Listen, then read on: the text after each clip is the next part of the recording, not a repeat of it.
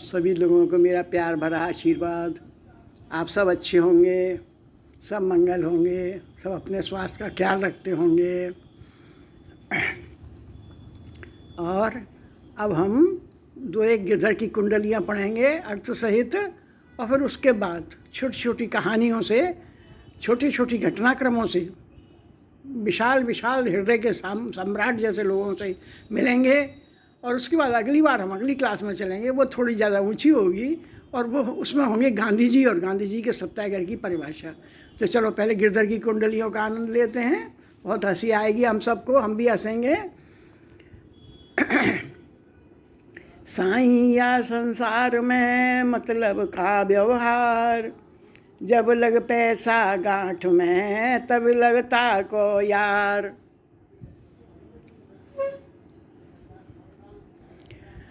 जब लगता को यार यार संग ही संग ढोल है, पैसा रहा न पास यार मुख से नहीं बोले। कह गिरधर कबीराय जगत यही लेखा भाई, करत बेग जी प्रीति बार बिरला सोई साईं।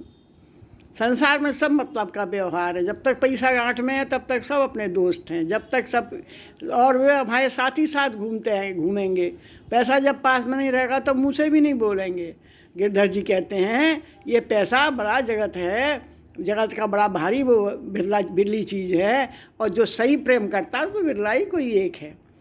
अब दूसरी लाठी में से देखते हैं। लाठी में ना, लाठी में गुण बहुत है सदा राखिए संग, साहिर नदी नारा गहिर नदी नारा, जहाँ तहाँ बचावे अंग, तहाँ बचावे अंग। झपट कुत्ता को मारे, दुश्मन दावा घीर होए तिनहू को झारे। कह गिरधर कबीराय सुनो हो घूर के लाठी, सब हथियार न छाड़े हाथ में लीजो लाठी। ठीक है, ये तो अपने समझ में आई गया। बढ़िया, लाठी का गुणगान किया अपन ने। कथघन कबहू न मानी है कोटि कर है जो कोई, सर्वस आंगे राखिए तऊ न अपनो होय। जो कृतज्ञ होता है उसके लिए आप कुछ भी करें पर वो आपका अपना नहीं हो सकता। तऊ न अपनो हो ये भले ही भली न माने, काम काल चुप रहे फिर नहीं वही पहचाने। कह गिरधर कबीराय रहत नित ही निरभय मन, मित्र शत्रु सब एक दाम के लालच कृतघ्न। अब आखिरी बड़ी प्यारी सी उनका कुंडली। पानी बाढ़ है नाव में, घर में बाढ़ है दाम, दोनों हाथ उलीचिए यही सयानों काम। नाव में पानी भर जाए और घर में बहुत सारी संपत्ति आ जाए तो दोनों हाथों से सबके हित के लिए दान करना चाहिए। तो ये हमने सुनी। अब हम चलते हैं तात्या टोपे की ओर, है ना। तात्या टोपे को पहले जानेंगे। कौन, बहुत आजकल उनका नाम है तात्या टोपे का, बहुत लोग नाम ले रहे हैं। तो चलो देखते हैं अपन क्या थे वो। जो आदमी निस्वार्थ भाव से देश की भलाई में काम करता है वह देशभक्त कहलाता है।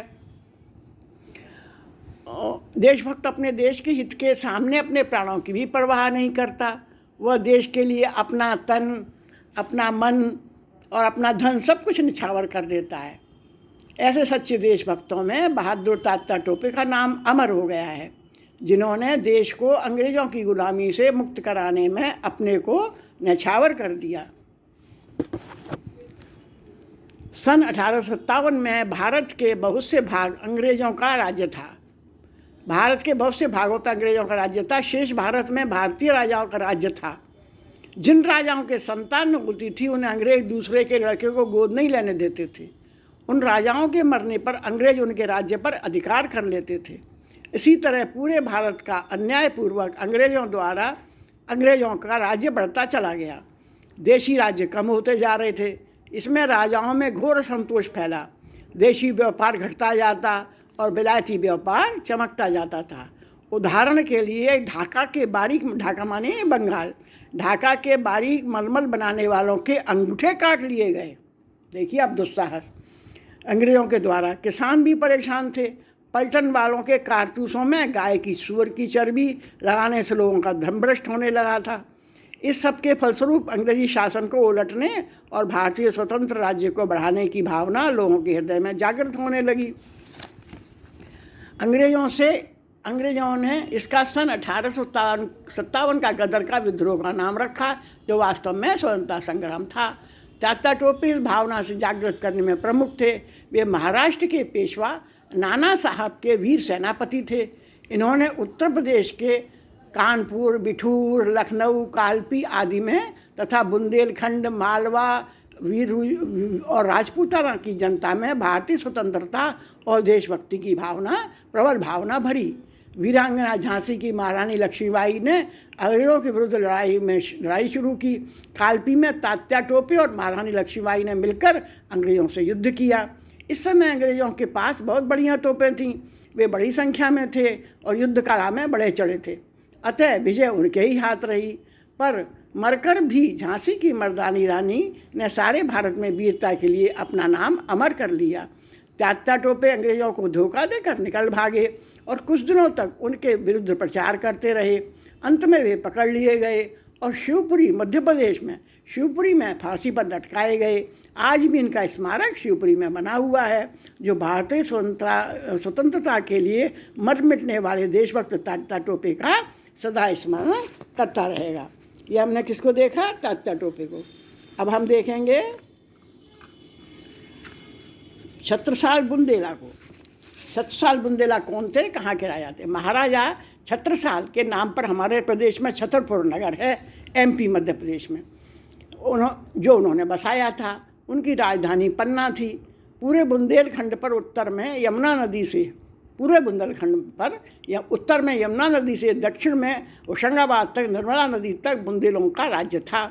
यह राज्य औरंगजेब नामक दिल्ली के मुगल बादशाह के कठोर प्रजाद्रोही शासन के विरोध में महाराजा छत्रसाल ने धीरे धीरे बढ़ाया था। महाराजा छत्रसाल ओरछा के राजा चंपत राय जी के पुत्र थे। छोटी अवस्था में भी इनके पिता इन्हें युद्ध के समय साथ रखते थे। 16 वर्ष की आयु में पिता की मृत्यु होने पर इनके काका ने इन्हें युद्ध कला में प्रवीण किया। इन्होंने महाराजा छत्रसाल बुंदेला मुगलों की सेना में रहकर काम किया। देश को स्वतंत्र कराने की प्रबल इच्छा से इन्होंने माँ के गहने बेचकर एक छोटी सी सेना बनाई। फिर ये शिवाजी महाराज से मिले। शिवाजी ने इन्हें सहायता दी और संगठित होकर मुगलों से युद्ध करने तथा देश को स्वतंत्र कराने का मंत्र इनको दिया। धीरे धीरे महाराजा छत्रसाल ने राज्य और किले जीते। बुंदेलखंड के छोटे छोटे राजा भी इनके साथ हो गए। ये मुगलों के खजाने लूटने लगे। इस बीहड़ पहाड़ी प्रदेश में ये मुगल सेना पर एकदम से चारों ओर से हमला कर देते और उन्हें नष्ट कर देते थे।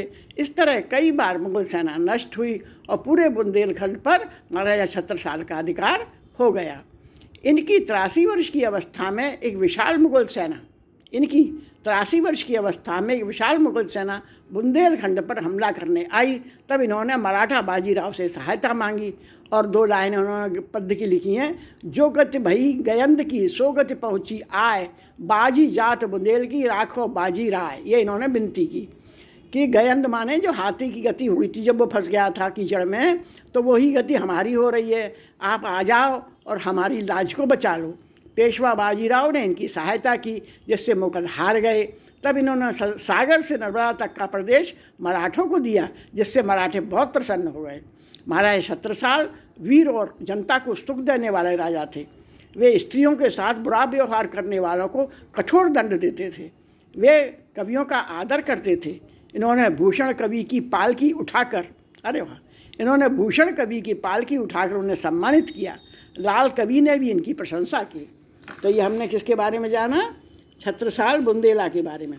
अब हम जानेंगे राजा भोज के बारे में और विक्रमादित्य। पहले विक्रमादित्य को देखते हैं। विक्रमादित्य जी कौन थे? पुराने समय में उज्जैन के राजा विक्रमादित्य हो गए हैं। विक्रम पराक्रम आदित्य, विक्रम माने पराक्रम, आदित्य माने सूर्य। सूर्य के सामने चंद्रमा, तारागण सबकी ज्योति मंद पड़ जाती है। इसी तरह सब योद्धा इनके सामने हार जाते थे, अर्थात बड़े चतुर थे।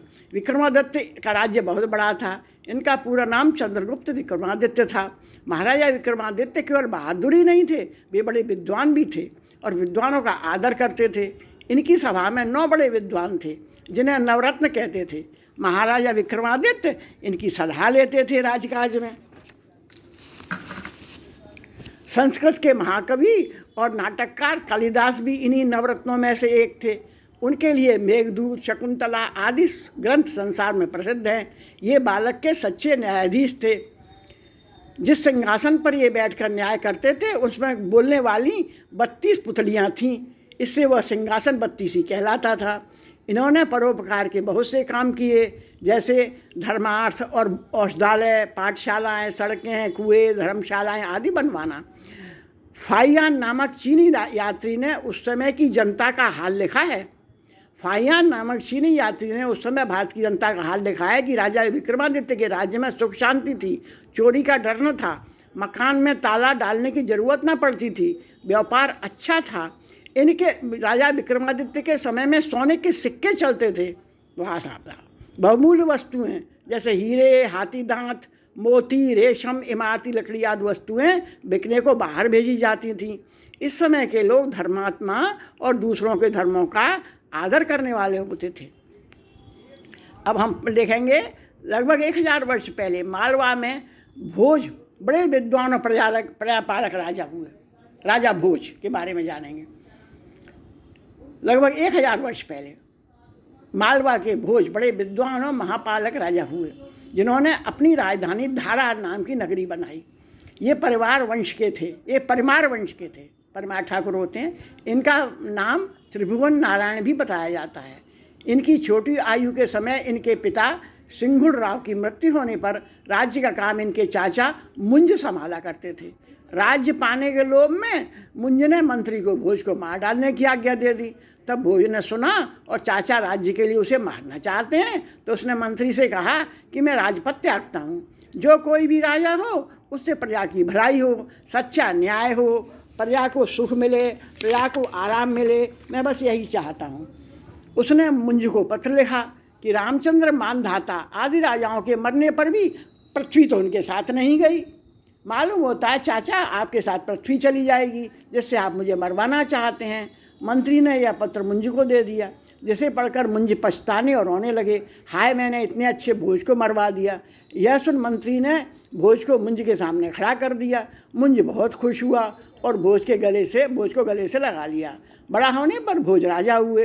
राजा भोज ने धारानगर में एक बहुत बड़ी संस्कृत पाठशाला बनवाई थी, जिसका नाम भोजशाला रखा गया। संस्कृत के एक एक श्लोक बनाने के लिए राजा भोज एक एक अशर्फी सोने की सिक्का इनाम में देते थे। देखिए साहब क्या बढ़िया बात है। भोज था संस्कृत में एक एक श्लोक बनाने के लिए राजा भोज एक एक अशर्फी सोने का एक एक सिक्का इनाम में देते थे। इनका दरबार बहुत ही बढ़िया था। इन्होंने भोजराज नगरी बसाई, जिसका नाम बिगड़कर भोपाल हो गया है। भोपाल का तालाब भी राजा भोज ने सिंचाई के उपयोग के लिए बनवाया था। केदारनाथ, रामेश्वरम, सोमनाथ आदि के मंदिर भी इन्हीं दानी, धर्मात्मा और प्रजा की भलाई करने वाले राजा भोज ने बनवाए हुए हैं। अरे वाह! केदारनाथ, रामेश्वरम, सोमनाथ, अरे वाह! मांडू का किला भी आपका बनवाया हुआ है। इनका राज्य दक्षिण में गोदावरी नदी तक फैला हुआ था। तो ये हमने सुने कुछ अविस्मरणीय पल बिताए ऐसे ऐसे महान लोगों के साथ, महान आत्माओं के साथ। और इसी सब के साथ आज मैं आपसे विदा लूँगी और हम अगली बार मिलेंगे तो हम